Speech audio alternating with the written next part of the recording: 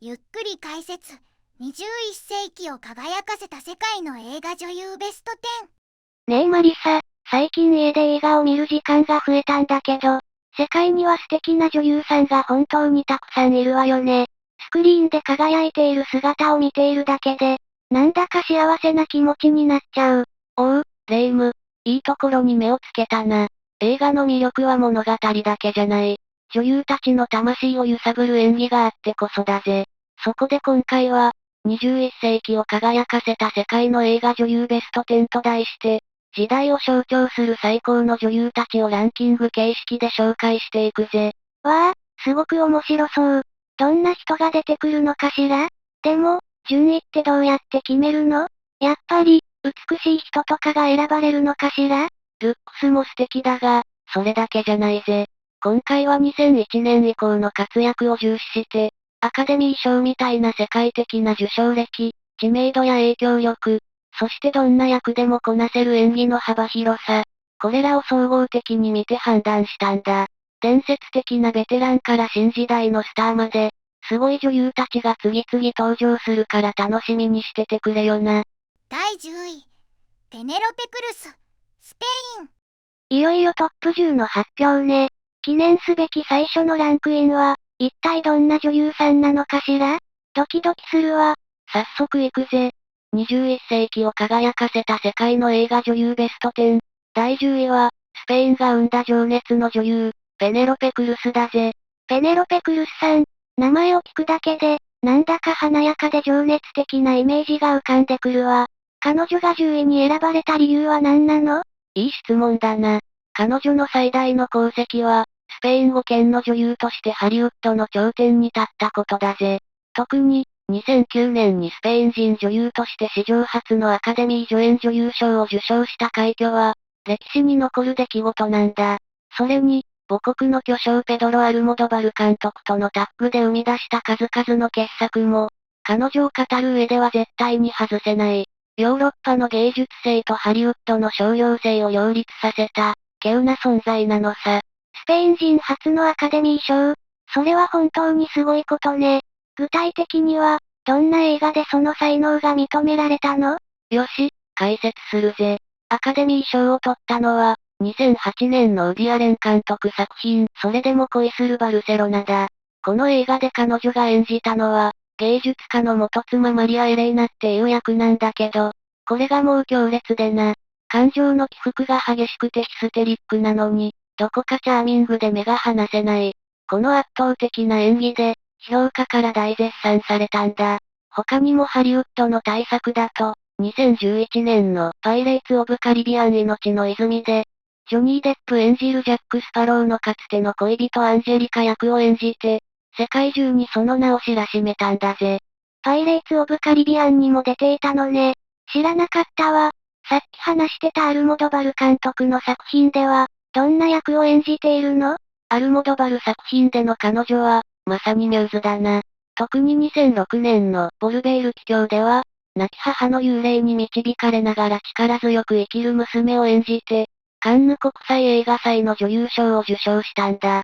この映画で見せた母性や生命力あふれる演技は、彼女の真骨頂と言えるぜ。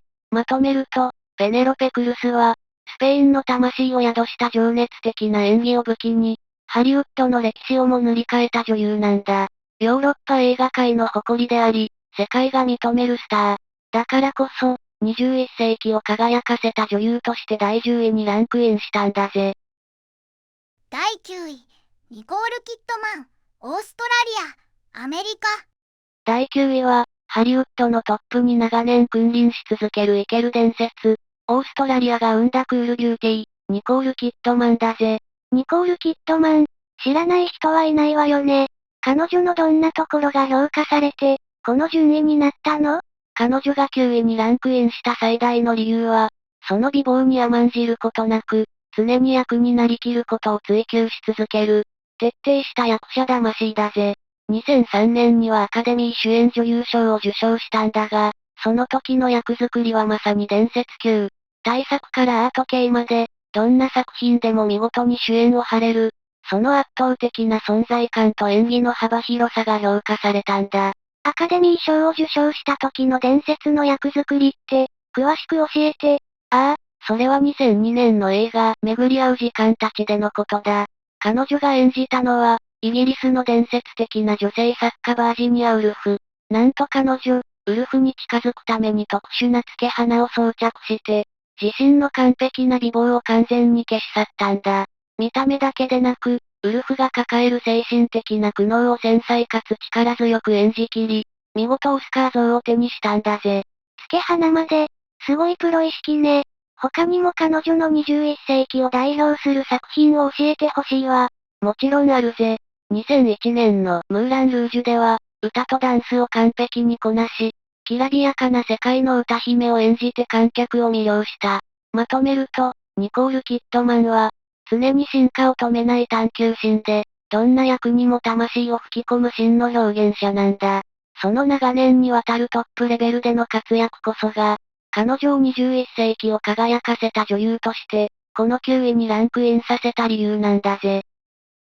第8位、エマ・ワトソン、イギリス。第8位にランクインしたのは、世界で最も有名な魔法使いの親友であり、新時代のアイコンでもあるこの人、イギリス出身の知性派女優、エマ・ワトソンだぜ。エマ・ワトソン。ハリー・ポッターのハーマイオニー役は、私たちの世代にとっては忘れられない存在よ。彼女が選ばれた決め手は何だったの？彼女がランクインした最大の理由は、ハリー・ポッターという歴史的なシリーズで不動の地位を築いた後、見事にそのイメージから脱却し、女優としても一人の人間としても、若者たちのロールモデルとなった点だぜ。映画界での成功に止まらず、社会活動家として世界に大きな影響を与えていることが、彼女を唯一無二の存在にしているんだ。確かに、ハーマイオニーのイメージはすごく強いものね。そこからどうやって新しい自分を確立していったの？シリーズ終了後、彼女は一度学業に専念するためにアメリカの名門ブラウン大学に進学し、見事に卒業したんだ。そして女優復帰後、その存在感を決定づけたのが、2017年に公開されたディズニーの実写映画、美女と野獣だ。この作品で主人公のベルを演じたんだが、これが世界興行収入12億ドルを超えるメガヒットを記録。読書家で、自分の意見をしっかり持つ新しいプリンセス像は、まさに彼女のハマり役で、ハーマイオニーとは違う、新たな代表作を手に入れたんだぜ。美女と野獣のベル役、すごく素敵だったわ。知的で自立した雰囲気がエマさんにぴったりだったわよね。社会活動家としての一面についても、もっと詳しく教えて。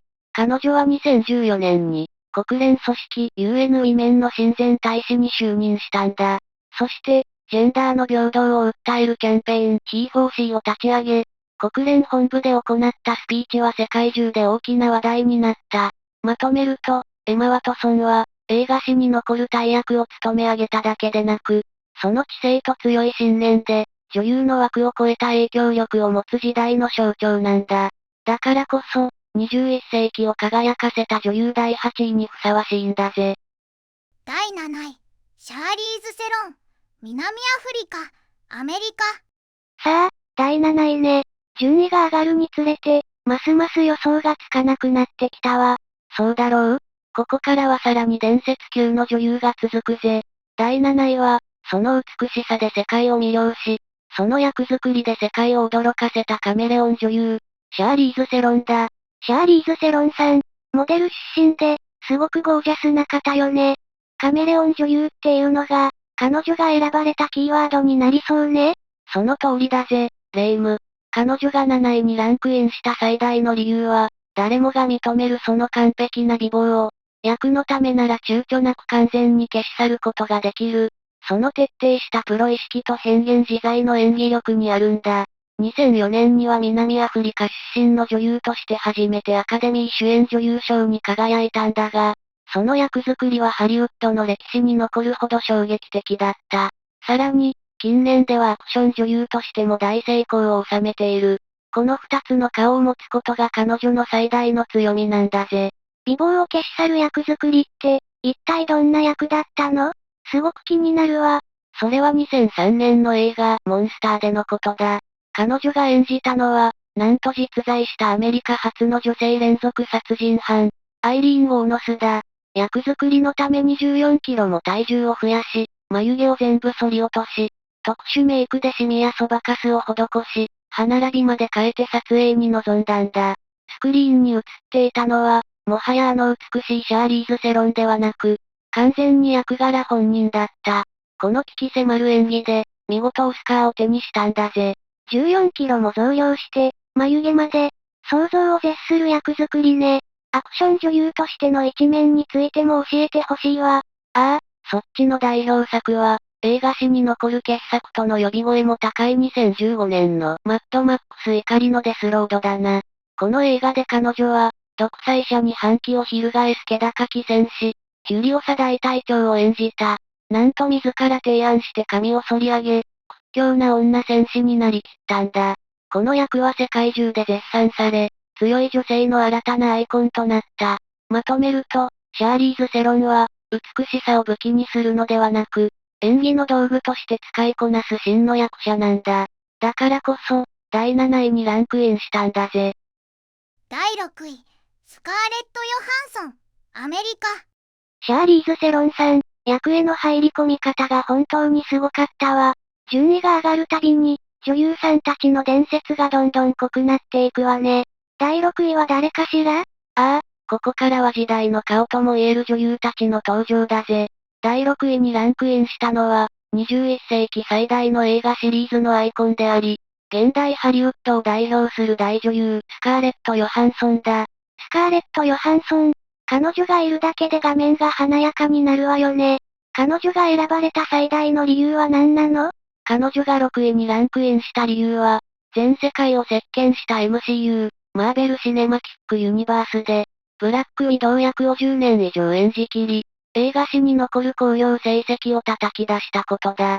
その上で、アート系作品でも極めて高い評価を得ており、2020年のアカデミー賞では主演と助演のダブルノミネートという快挙も達成。この商業的成功と芸術的評価の両立が、彼女の凄さなんだぜ。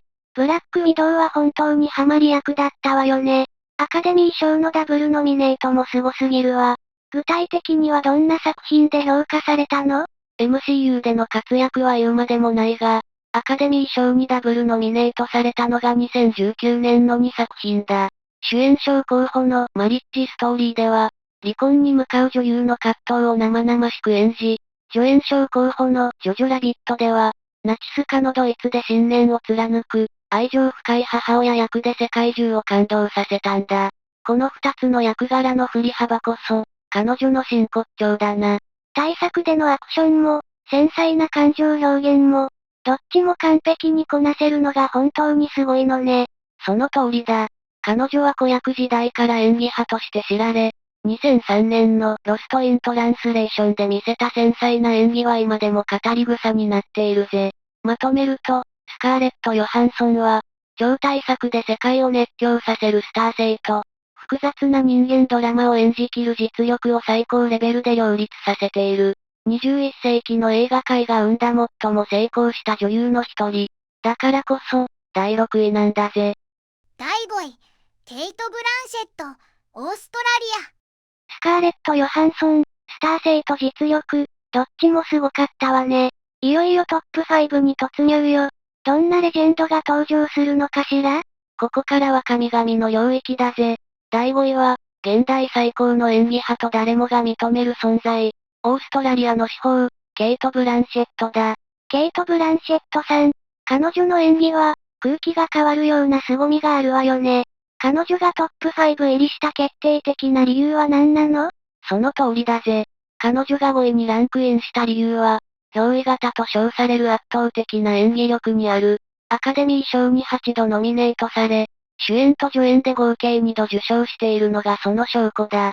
歴史上の人物から架空の存在まで、外見や性別すら超越して完全になりきる姿から演技の怪物とまで呼ばれている。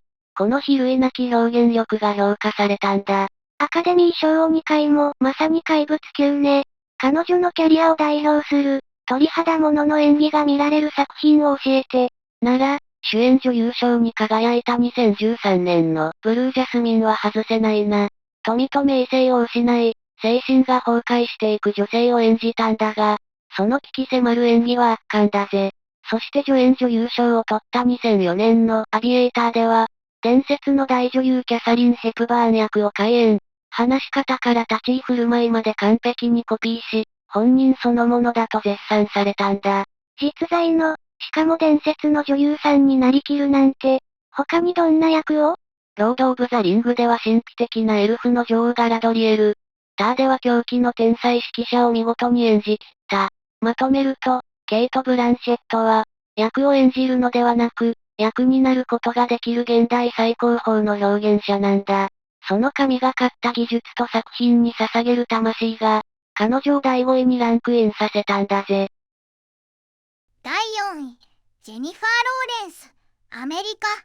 ケイト・ブランシェットさん、まさに憑依型だったわ。いよいよ第4位、もう誰が来てもおかしくないわね。ああ、ここからは時代の寵児だぜ。第4位は、2010年代に彗星のごとく現れ、頂点に駆け上がったスター、ジェニファー・ローレンスだ。ジェニファー・ローレンス、彼女の勢いは本当にすごかったわよね。彼女が選ばれた最大の決め手は何だったの？彼女が4位にランクインした最大の理由は、若くして超大作シリーズの主役と、アカデミー賞主演女優賞の栄冠を同時に手にした、その圧倒的なスター性だぜ。20代前半で世界で最も興行収入を稼いだアクション女優としてギネス認定され、世界で最も稼ぐ女優にもなった。この商業的な大成功と演技派としての評価の両立がすごいんだ。ギネスにまで、大ヒット作の主演とオスカー受賞。具体的にどんな作品でそれを成し遂げたの？まず、彼女を世界的スターダムに押し上げたのが、2012年から始まったハンガーゲームシリーズだ。主人公カットニスを演じ、強い女性ヒーローの象徴となった。そして同じく2012年公開の世界に一つのプレイブックで、夫を亡くした心の傷を抱える女性を熱演。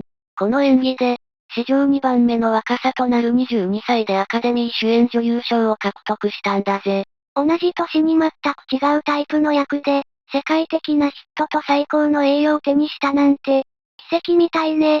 その通りだぜ。まとめると、ジェニファー・ローレンスは、2010年代という時代そのものを象徴する存在なんだ。若さ、人気、実力のすべてを驚異的なスピードで手に入れた。この鮮烈な輝きこそが、彼女を第4位に押し上げた理由なんだぜ。第3位、ナタリー・ポートマン、イスラエル、アメリカ。ジェニファー・ローレンス、時代の寵児だったわね。さあ、いよいよトップ3、神3の発表よ。ドキドキするわ。ここからは伝説の中でも別格だぜ。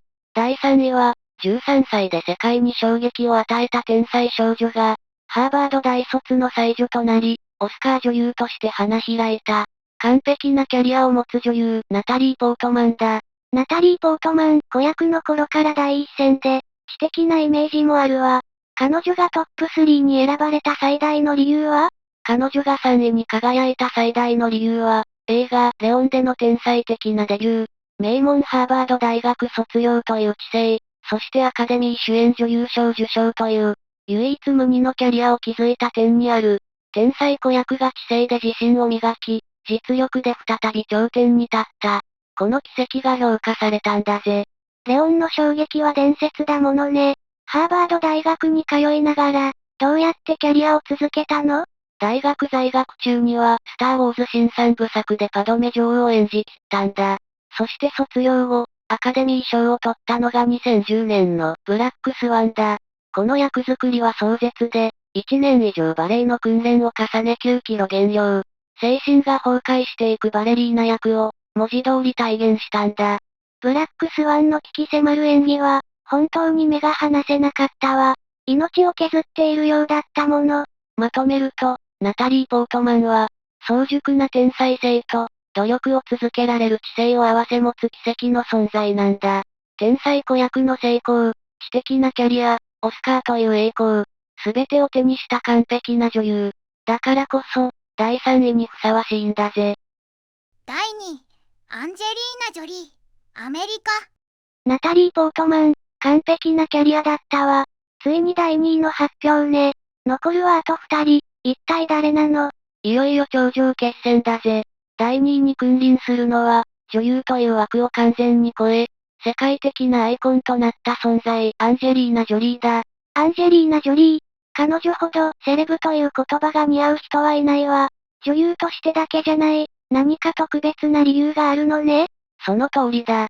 彼女が2位である理由は、2000年代のハリウッドを完全に支配した圧倒的なスター性と、女優の枠を超えた絶大な影響力にある。彼女は、女性が主役のアクション映画を世界的な一大ジャンルに引き上げ、アカデミー賞も受賞。その上で、国連難民高等弁務官事務所の特使として世界中を飛び回り、人道支援活動に人生を捧げている。このスクリーン内外での巨大な存在感が、彼女を唯一無二の存在にしているんだ。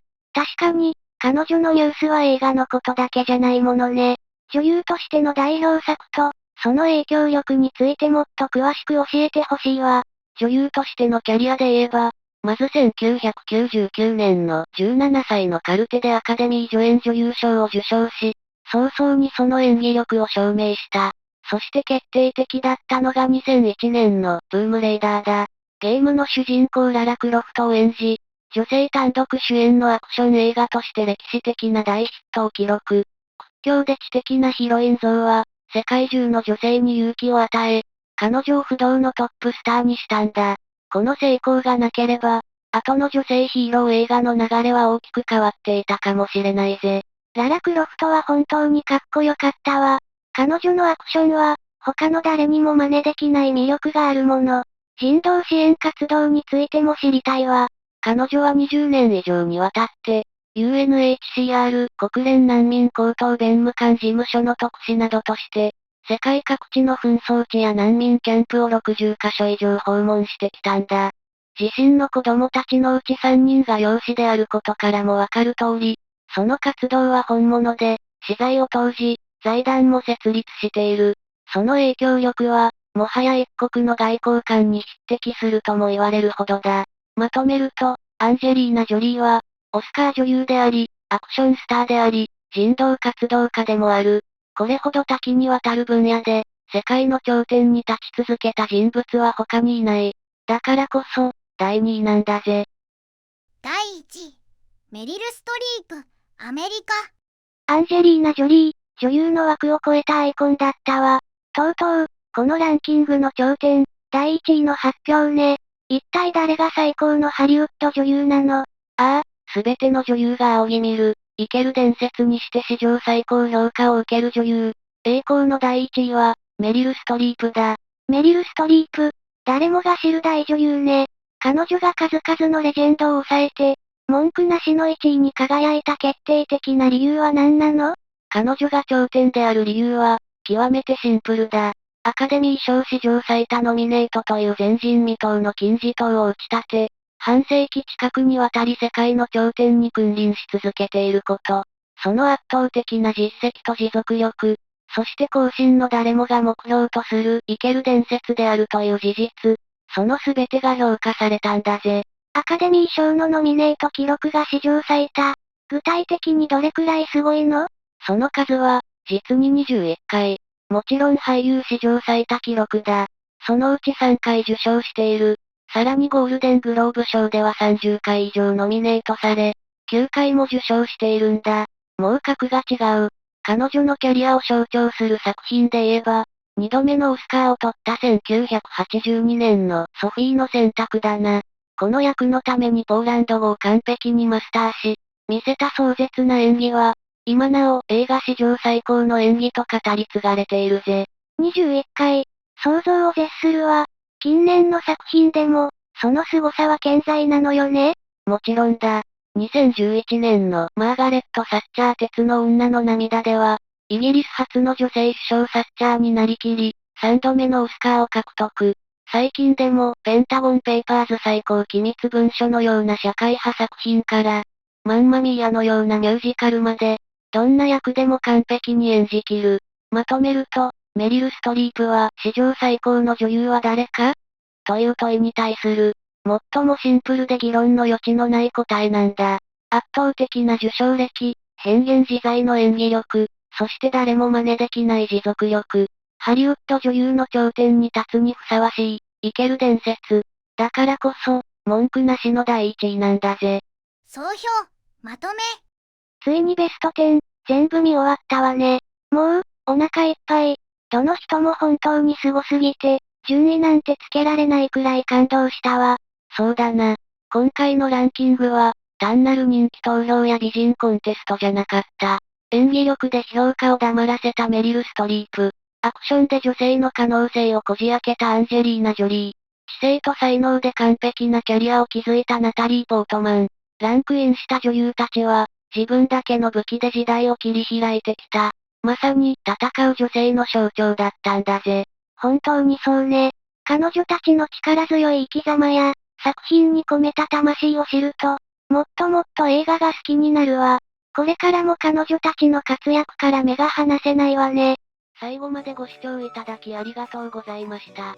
これからも役立つ情報をお届けいたしますので、チャンネル登録と高評価をよろしくお願いします。コメント欄でご意見や質問もお待ちしています。それではまた次回お会いしましょう。バイバイ。今日も一日良い日で、またね。